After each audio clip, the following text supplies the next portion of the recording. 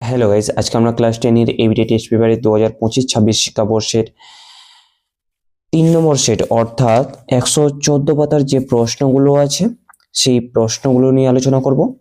ভিডিওটি ভালো লাগলে অবশ্যই লাইক সাবস্ক্রাইব করে বন্ধুদের মাঝে শেয়ার করো, যাতে তোমরাও উপকৃত হতে পারো এবং আমিও উপকৃত হই। দেখো, আমরা 2 মার্ক পর্যন্ত সলভ করব এবং 2 মার্কের যে প্রশ্নগুলো আছে তার উত্তরগুলো আমরা পিডিএফ এর আকারে ডেসক্রিপশন বক্সে দিয়ে থাকবো বা এখন সেখানে নাম্বার দেওয়া থাকবে, কন্ট্যাক্ট করে তোমরা নিয়ে নিতে পারো পিডিএফটি। তো চলো শুরু করে যাক। বিভাগ ক, 1 নম্বর প্রশ্ন কি বলছে? ভারতের নির্মিত প্রথম চলচ্চিত্রটির নাম হলো অপশন খ রাজা হরিশ্চন্দ্র। 2 নম্বর প্রশ্ন সম্প্রকাশ ছিল একটি অপশন গো সাপ্তাহিক পত্রিকা। 3 নম্বর প্রশ্ন নব্য বেদান্তবাদের স্রষ্টা হলেন অপশন ঘ স্বামী বিবেকানন্দ।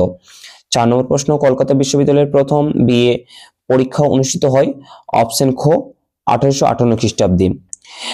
তারপরে 5 নম্বর প্রশ্ন তত্ত্ববোধিনী সভা প্রতিষ্ঠা করেন অপশন ক দেবেন্দ্রনাথ ঠাকুর। তারপরে 6 নম্বর প্রশ্ন মেদিনীপুরের লক্ষ্মীবাঈ নামে পরিচিত অপশন গ রানী শিরোমণি। 7 নম্বর প্রশ্ন খুটকাতি প্রথা হলো অপশন গ জমির যৌথ মালিকানা। 8 নম্বর প্রশ্ন ইলবার্ট বিল বিতর্কে মুখ্য ভূমিকা নিয়েছিল অপশন ক ভারত সভা। তারপরে 9 নম্বর প্রশ্ন কানপুরের মহাবিদ্রোহের নেতৃত্ব দিয়েছিলেন অপশন খ নানা সাহেব। 10 নম্বর প্রশ্ন বন্দে মাতরম গানটির সুরারোপ করেছিলেন কে? তিনি হলেন অপশন গ যদু ভট্ট। 11 নম্বর প্রশ্ন বাংলা পুস্তক ব্যবসায়ের পথিকৃৎ ছিলেন কে? অপশন ঘ গঙ্গাকিশোর ভট্টাচার্য। 12 নম্বর প্রশ্ন বিশ্বভারতী প্রতিষ্ঠায় রবীন্দ্রনাথকে সাহায্য করেছিলেন কে? অপশন ঘ ব্রজেন্দ্রনাথ শীল। তারপরে 13 নম্বর প্রশ্ন ফ্লাউড কমিশন কোন বিদ্রোহের সঙ্গে যুক্ত? সেটা হলো অপশন খ তেভেগা। 14 নম্বর প্রশ্ন ভারতের প্রথম শ্রমিক সংগঠন ছিল অপশন খ মাদ্রাজ লেবার ইউনিয়ন।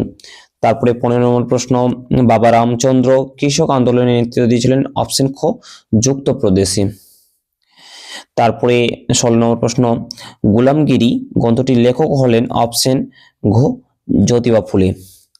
তারপরে প্রশ্ন হচ্ছে 17 নম্বর প্রশ্ন কি প্রশ্ন? সেটি হচ্ছে ভারত স্ত্রী মহামণ্ডল প্রতিষ্ঠা করেন অপশন খ সরলা দেবী চৌধুরানী। 18 নম্বর প্রশ্ন মাদ্রাজে আত্মসম্মান আন্দোলন শুরু করেন অপশন খ রামস্বামী নাইকার। 19 নম্বর প্রশ্ন যে দেশীয় রাজ্যটি গণভোটের মাধ্যমে ভারতের ইউনিয়নের অন্তর্ভুক্ত সেটি হলো অপশন ঘ জুনাগড়। 20 নম্বর প্রশ্ন পুরুলিয়া জেলাটি পশ্চিমবঙ্গের অন্তর্ভুক্ত হয় অপশন গ 1956 খ্রিস্টাব্দে। তারপরে বিভাগ ক্ষয়ে দেখো এক কথায় উত্তর কি আছে?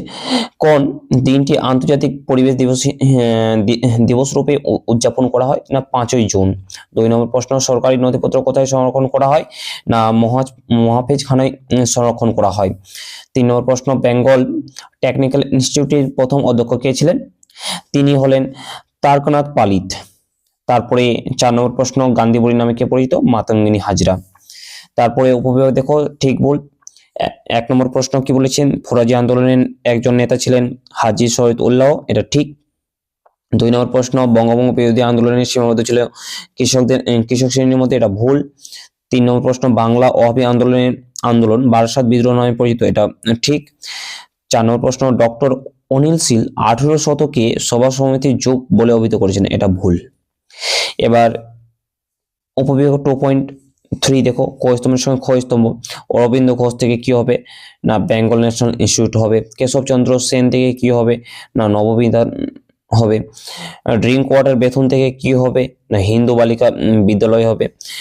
নেলি সেনগুপ্ত থেকে কি হবে? না স্টিম লঞ্চ শ্রমিক ধর্মঘট হবে। তারপরে ব্যাখ্যাগুলো দেখুন। ব্যাখ্যা 1 নম্বর প্রশ্ন কি বলছে?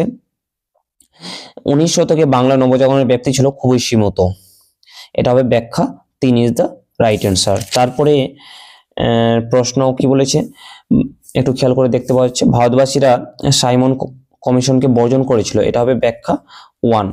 তারপরে প্রশ্ন বারদৌলি সত্যাগ্রহ অনুষ্ঠিত হয়েছিল কত খ্রিস্টাব্দে? 1920 খ্রিস্টাব্দে, এটা হবে কারণ হচ্ছে ব্যাখ্যা 2। তারপরে 4 নম্বর প্রশ্ন হচ্ছে 1946 খ্রিস্টাব্দে 12ই ফেব্রুয়ারি দিনটি রশিদ আলী দিবস রূপে পালিত হয়, এটা হচ্ছে ব্যাখ্যা 3 হবে উত্তর। এবং এর পরে বিভাগ গয়ে যে সকল 2 মার্কের প্রশ্ন আছে সেগুলির উত্তর পিডিএফ আকারে ডেসক্রিপশন বক্সে দেওয়া হবে বা সেখানে একটি নাম্বার দেওয়া হয়, কন্ট্যাক্ট করে পিডিএফটি নিতে পারো সম্পূর্ণ ফ্রিতে। ঠিক আছে, তাহলে আজকে এই পর্যন্ত।